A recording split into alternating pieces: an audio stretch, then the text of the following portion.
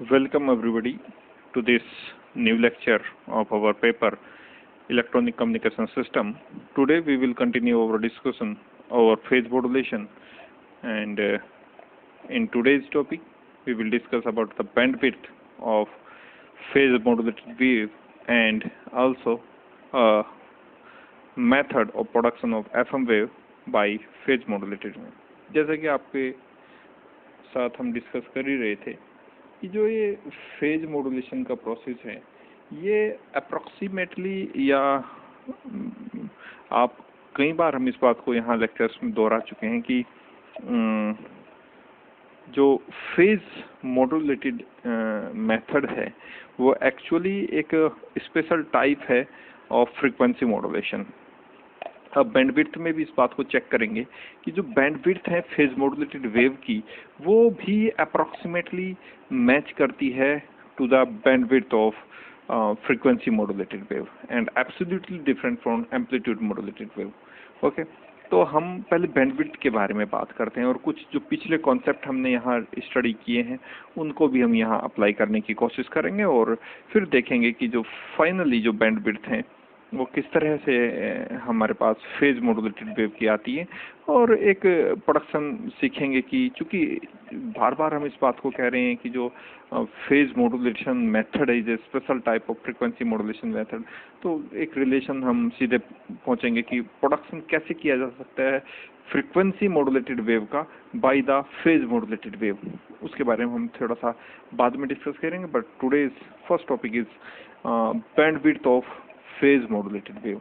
Okay, bandwidth आपको जानते होंगे कि एक जैसे अगर हम बैंडविड्थ की बात करें जनरल लैंग्वेज में तो आप इस तरह से समझ सकते हैं कि आपके पास कोई एक पाइप है, मान लीजिए इस तरह का आपके पास कोई एक पाइप है, इस तरह से आप ये कंसीडर कर सकते हैं। मान लीजिए ये एक पाइप है जिसका जो डायमीटर है वो इस तरह का डायमीटर है, ठीक है, और यहाँ से पानी फ्लो हो रहा है, ठीक है। तो ये जो डायमीटर है ये इस पानी की स्पीड या इस पानी का अमाउंट डिसाइड करेगा। इस नल का या इस पाइप का जो डायमीटर यहाँ से ये जो डायमीटर है ये डिसाइड करेगा कि यहाँ से कितना पानी बाहर आ सकता है। एक दूसरा एग्जांपल आप ये समझ सकते हैं कि अब की बार आपके पास ये वाला पाइप है, ये वाला पाइप है, ये जिसका डायमीटर ये है। अब यहाँ से भी same amount of water flow हो रहा है, ये same amount of water flow हो रहा है ये। तो आप ये समझ सकते हैं कि कहाँ से पानी का जो बहाव होगा वो आसानी से, जबकि यहाँ पानी का प्रेशर पूरा है, यहाँ से जो अमाउंट फ्लो होनी है वाटर की वो पूरी मात्रा में है ना, अप टू द एक्सटेंट और मैक्सिमम वैल्यू। तो आप ये जानते होंगे कि कहाँ से पानी का बहाव आसानी से और ज़्यादा होगा। तो आप ये समझ सकते हैं कि इस पाइप के द्वारा जो पानी का जो बहाव है वो आसानी से भी होगा और ज़्यादा अमाउंट में भी होगा। तो ये जो डायमीटर है इसका, यहाँ से यहाँ तक की जो ये दूरी है, ये डिसाइड करती है कि कितना पानी इस पर्टिकुलर पाइप से होकर गुजरेगा।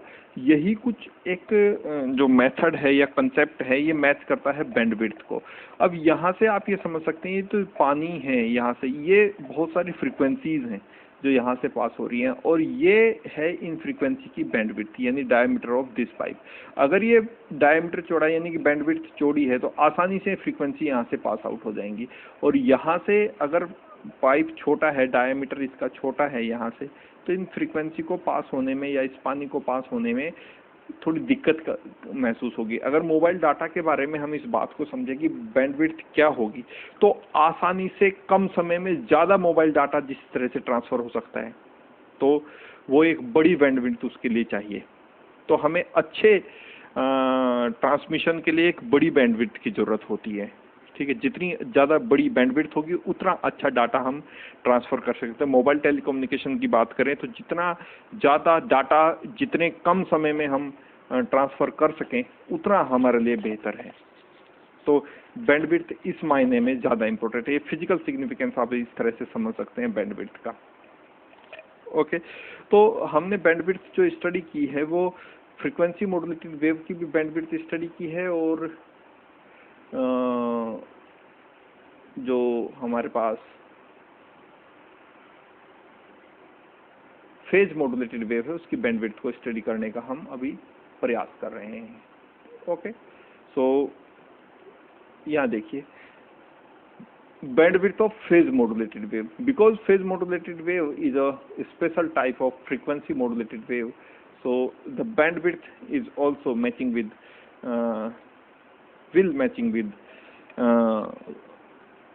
frequency modulated wave.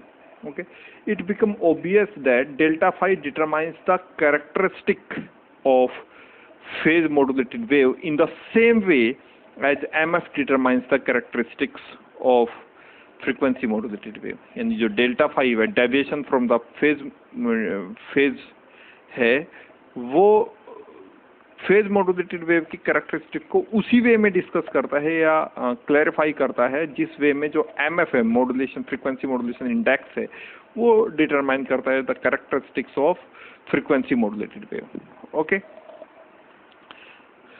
now if delta phi be made numerically equal to mf, यानी डेल्टा फाई की जो वैल्यू है अगर न्यूमेरिकली इक्वल कर दी जाए किसके, एमएफ के, then to resulting waves, that is one due to the phase modulation and other due to the frequency modulated, will be identical।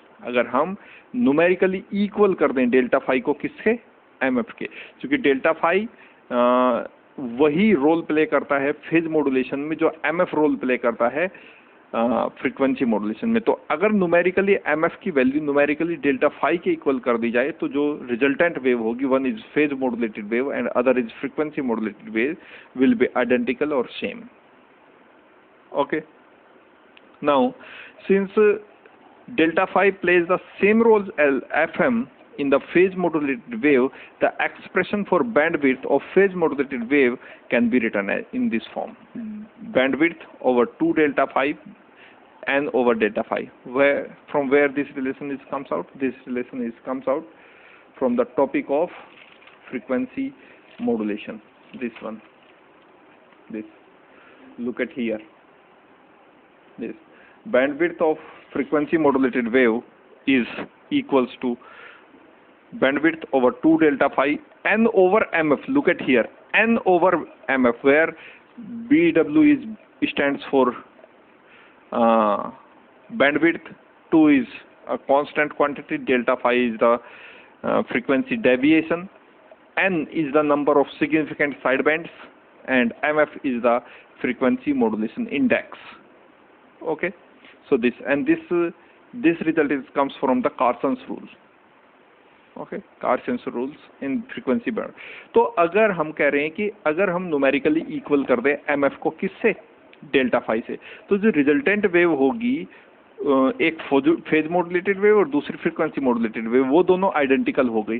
तो इस इक्वेशन में भी हम अगर एमएफ की जगह डेल्टा फाई को रिप्लेस कर दें तो यही बैंडविड्थ हमें देना शुरू कर देगी किसकी, फेज मॉड्यूलेटेड वेव के। तो हम इस इक्वेशन में एमएफ की जगह जो फ्रीक्वेंसी मॉड्यूलेशन इंडेक्स है इसकी जगह हम रिप्लेस कर रहे हैं क्या, डेल्टा फाई को, जो हमें कैरेक्टरिस्टिक बिहेवियर बताता है फेज मॉड्यूलेटेड वेव का। So let's do this.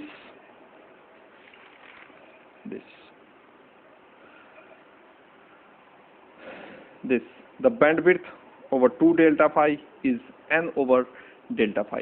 This equation shows the characteristic behavior of bandwidth of phase modulated wave.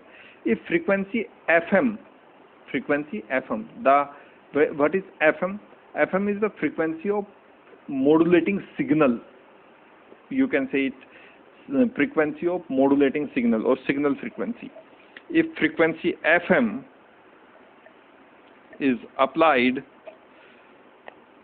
is doubled, if frequency FM of signal is doubled, अगर इसको हम double कर दें, FM को double कर दें, it will not affect delta phi now because delta phi is equals to Kp into EM. Look at here. Delta phi this equation number 6 in the analysis of phase modulated wave, where delta phi is equals to Kp into Em, and Kp into Em, Kp is a constant or maximum variation in phase for a given signal, and Em is the amplitude of modulating signal, and delta phi is depend only on these two parameters, Kp and Em. It is quite independent of Fm, is quite independent of Fm से ये independent है, इसलिए चाहे आप Fm की value बदले ना बदले, डेल्टा फाई पे कोई इफेक्ट नहीं आने वाला। यानी जो फ्रीक्वेंसी है मॉड्यूलेटिंग सिग्नल की, आप उसको कितना ही कम करें, कितना ही ज़्यादा करें, उस फ्रीक्वेंसी से डेल्टा फाई यानी फेज डेविएशन पे कोई इफेक्ट नहीं आएगा। तो अगर उस पर कोई इफेक्ट नहीं आएगा, सो if the frequency FM of signal is doubled, अगर डबल कर दें हम किसकी, सिग्नल की फ्रीक्वेंसी को डबल कर दें, it will not affect delta phi, because delta phi उस पर डिपेंड करता ही नहीं है। ये रिलेशन हमें क्या बता रहा है, डेल्टा फाई क्या कहीं भी, ये रिलेशन क्या कहीं भी एफएम पे डिपेंड कर रहा है, नहीं डिपेंड करता। तो एफएम की फ्रीक्वेंसी को आप डबल करें, ट्रिपल करें, 10 टाइम्स करें, 20 टाइम्स करें, उससे डेल्टा फाई पे कोई इफेक्ट नहीं आएगा, यानी फेज डेविएशन पे कोई इफेक्ट नहीं आएगा। And therefore unlike frequency modulation, there will be no effect on a number of significant bands और side bands, but the value of delta phi is doubled so that bandwidth over 2 into delta phi n over delta phi, so bandwidth over 2 delta phi is equals to 2 into n over delta phi, यानी जो delta जो number of significant bands हैं उनकी value तो हो जाती है दुगनी, देखिए 2 into n, 2 into n, लेकिन जो फ्रीक्वेंसी मॉड्यूलेशन जिस तरह का इफेक्ट दिखा रहा था कि जैसे ही हम फ्रीक्वेंसी को डबल करते थे, उसी तरह ठीक तभी जो फ्रीक्वेंसी ये बैंडविड्थ है ये डबल हो जा रही थी। कैसे डबल हो जा रही थी उसको देख लेते हैं। देखिए अब जो बैंडविड्थ है फ्रीक्वेंसी मॉड्यूलेटेड वेव की वो कुछ इस तरह की है। यहाँ ये बैंडविड्थ है वो हमें ये वाला रिलेशन देता है, ये वाला रिलेशन ये देता है bandwidth n over mf, this the bandwidth over 2 delta f is equals to n over mf। और ये जो वैल्यू है mf की, ये जो मॉड्यूलेशन इंडेक्स है, फ्रीक्वेंसी मॉड्यूलेशन इंडेक्स जिसे हम कह रहे हैं, ये जो mf की वैल्यू है, ये हमें पता है कि ये दो बातों पर डिपेंड करते हैं, एक डेल्टा f पे डिपेंड करते हैं, एक fm पे डिपेंड करती है। अब जरा इसको डबल कीजिए,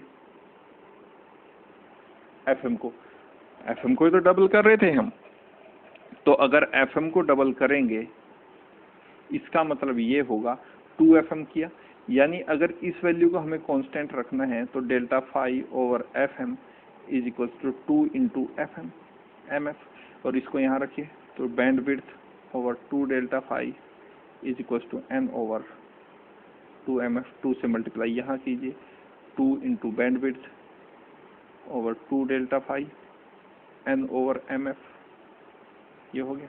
तो ये वाला ही तो मुझे बैंडविड्थ बताता है, बैंडविड्थ तो डबल हो गई बैंडविड्थ।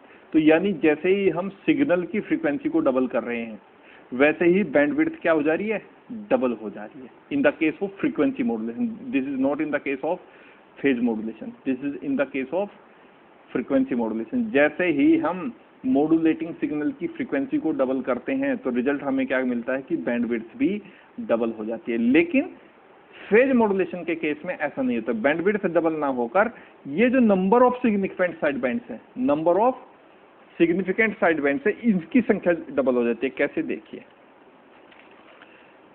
अब ये फॉर्मूला है किसके लिए, बैंडविड्थ के लिए, ये फॉर्मूला है, ये bandwidth over 2 delta phi, okay. ये तो अभी जो हम रिजल्ट ये वाला रिजल्ट जो एक्वायर करके है कि जैसे ही हम मॉड्यूलेटिंग फ्रीक्वेंसी को डबल करते हैं तो उसकी वजह से जो बैंडविड्थ है वो डबल हो जाती है। तो इस डीमेरिट को हम कैसे ओवरकम कर सकते हैं? तो if the frequency of FM is doubled it will not affect delta 5 because ये डेल्टा 5 पे डिपेंड करता ही नहीं है। And therefore, unlike frequency modulation, there will be no effect on n number of significants, but the value of delta f is doubled. This delta phi, n over delta phi is constant. In other words, we can say that bandwidth now cover more components. In other words, bandwidth covered by more widely components. Okay, so this is the difference between the bandwidth of phase modulated wave and frequency modulated wave. By doubling the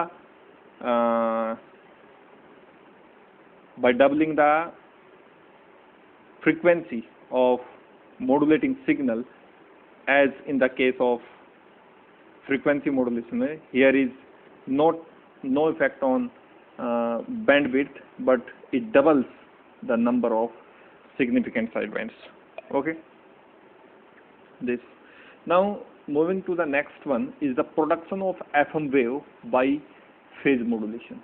Production of FM wave by phase modulation. ये कैसे हो सकता है कि हम FM wave का production करते हैं फेज मॉड्यूलेशन से? चूंकि हम ये बार बार कहते आ रही हैं कि phase modulation is a special type of frequency modulated wave, या phase modulation is a special type of frequency modulation. तो ऐसा भी तो हो सकता है कि हम एफएम वेव का प्रोडक्शन फेज मॉड्यूलेशन से कर दें, जब इनमें कोई ज़्यादा डिफरेंस है नहीं। चूँकि एक्चुअली जब भी हम ये कहते हैं कि हम फेज चेंज कर रहे हैं, किसी भी सिग्नल का फेज चेंज कर रहे हैं, तो एक्चुअली हम उसकी फ्रीक्वेंसी चेंज कर रहे होते हैं। ये हमने यहाँ जो वेव फॉर्म, इस तरह की जो वेव फॉर्म्स हैं, ये जब स्टडी की थी तो आप ये देखिए यहाँ प्लस 180 डिग्री था, जैसे ही फेज में चेंज आया माइनस 180 डिग्री आया तो फेज में चेंज है। तो एक्चुअली बदल क्या गई है यहाँ? फ्रीक्वेंसी। ये देखिए ये फ्रीक्वेंसी तो है, तो यहाँ चेंज हमने फेज में किया, पर एक्चुअली चेंज किस में आ गया? फेज में आ गया, फ्रीक्वेंसी में आया। ठीक इसी तरह से जब माइनस 180 डिग्री से प्लस 180 डिग्री ये फेज होगा, तो इसी तरह से जब माइनस 180 डिग्री से प्लस 180 डिग्री फेज बदलेगा तो यहाँ देखिए फिर से किस में चेंज आया है? फ्रीक्वेंसी। तो एक्चुअली हम कर तो फ्रीक्वेंसी में चेंज रहे हैं, लेकिन उसके रिजल्ट में हमें क्या, किस में चेंज मिल रहा है? फ्रीक्वेंसी में चेंज कर रहे हैं। And that is the indirect method of frequency modulation. आपने जब स्टडी हमने किया Armstrong phase modulation, Armstrong phase modulator, तो वहाँ हमने स्टडी किया कि जैसे ही हम फेज बदल रहे थे तो एक्चुअली जो रिजल्ट हो रहा था वो फ्रीक्वेंसी में चेंज मिल रहा था। तो यहाँ भी जो रिजल्ट हम स्टडी करने वाले हैं वो भी कुछ ऐसा ही रिजेंबल करता है। ये रिजल्ट वहीं से रिजेंबल करता है कि production of FM wave bye phase modulation. Phase modulation से की हेल्प से हम किस प्रकार से प्रोडक्शन कर सकते हैं एफएम वेव का। तो देख लेते हैं। The undesirable variation of bandwidth, the undesirable variation of bandwidth with modulating frequency as stated above can be corrected if, जो हम वहाँ देख रहे थे in the case of frequency modulation या in the case of phase modulation, the undesirable variation of bandwidth with modulating frequency FM के साथ जिस तरह से bandwidth बदलती है can be corrected।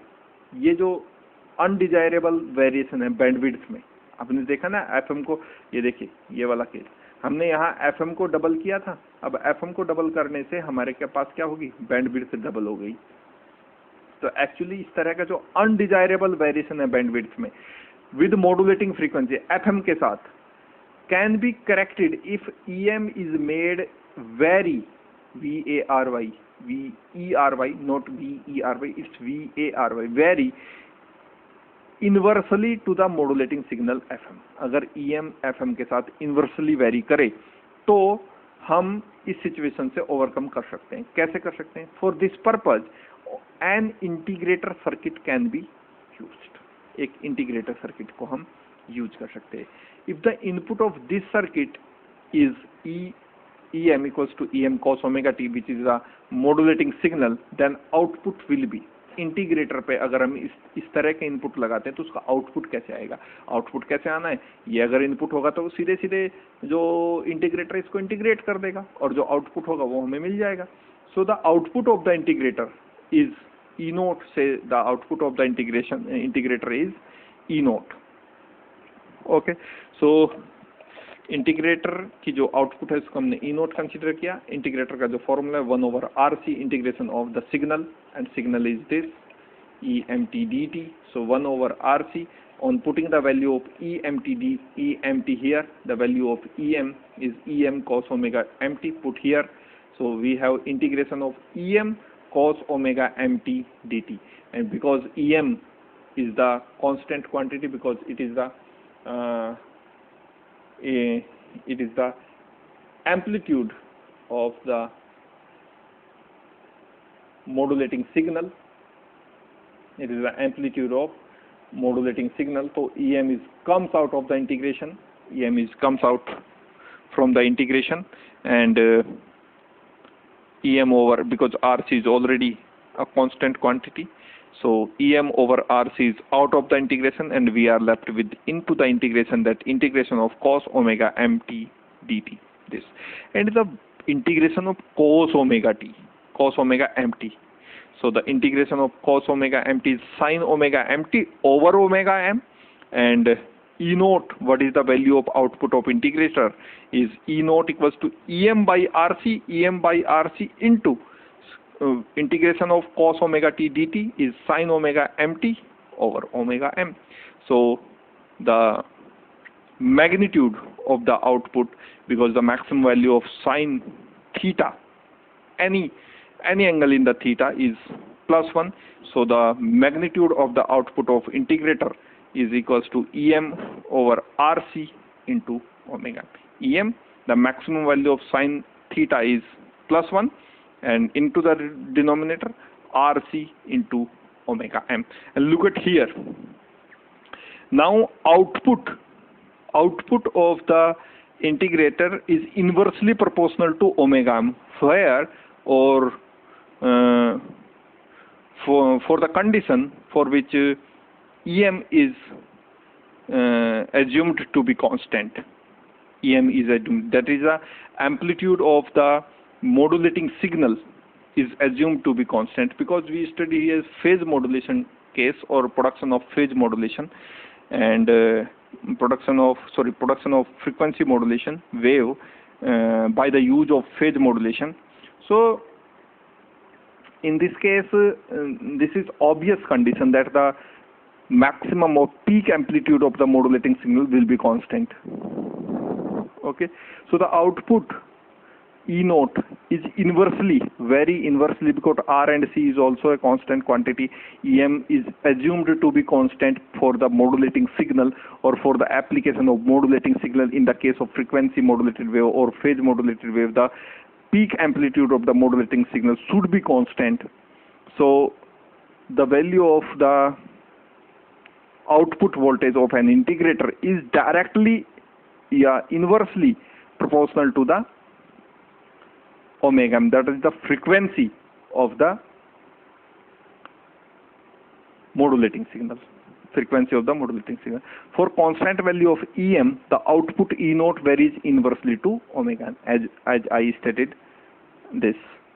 Now if this output E naught applied to a modulator, अगर modulator में हम इसके output को डालते हैं, अब integrator को हम integrate की जो output है उसको modulator की input बनाने जा रहे हैं. Okay, then frequency deviation delta f, frequency delta f will not vary with FM, will not vary with FM, because delta f, the frequency deviation, is equals to kf EM over 2 pi. Look at here. Again, look at here.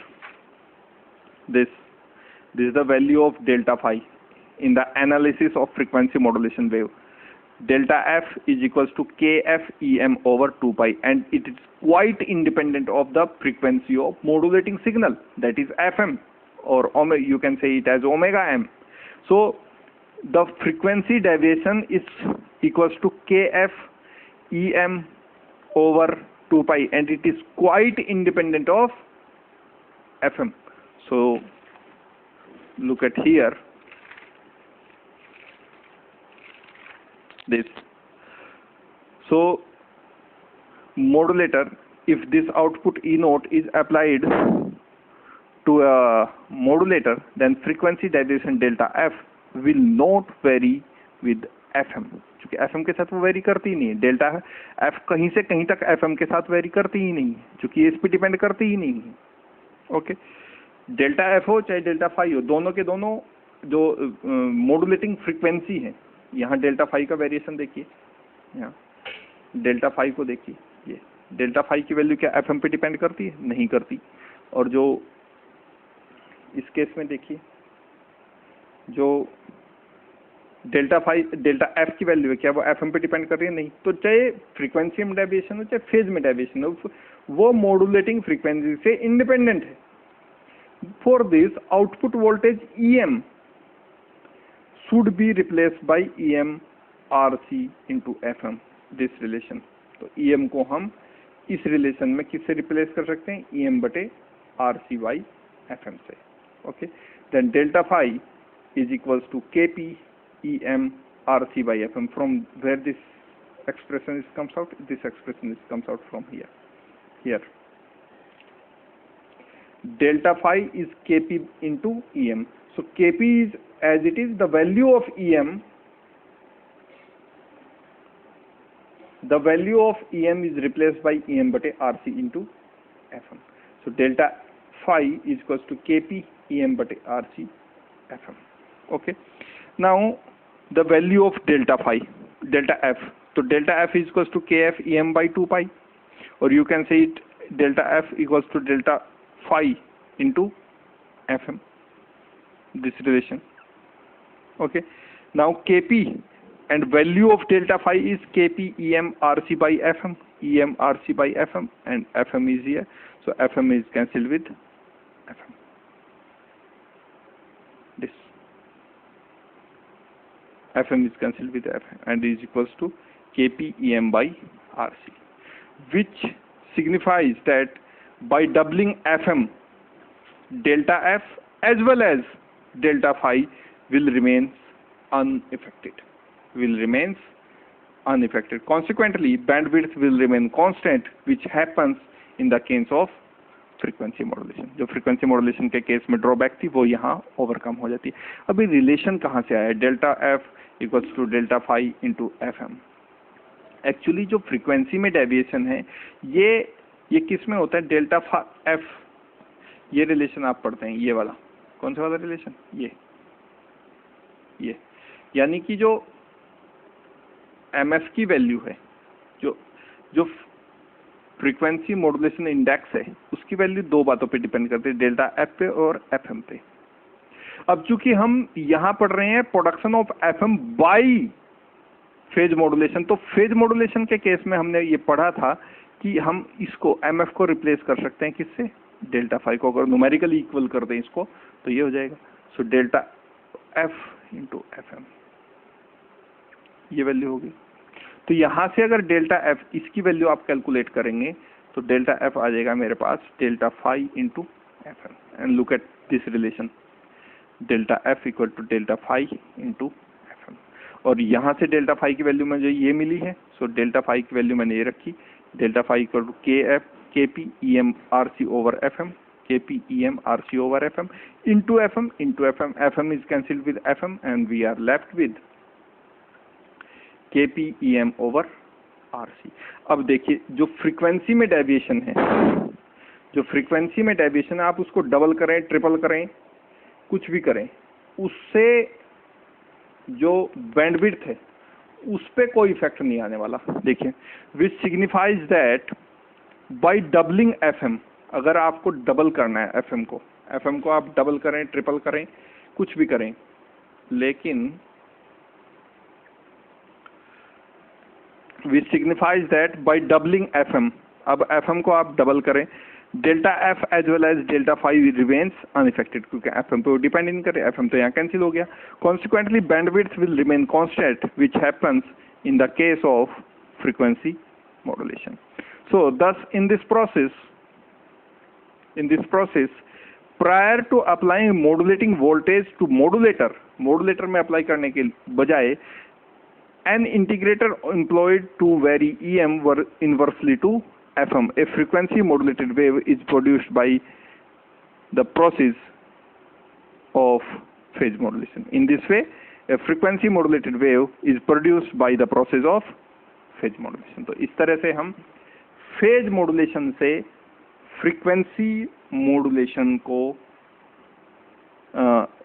प्राप्त कर सकते हैं. और यहाँ से आपका जो एक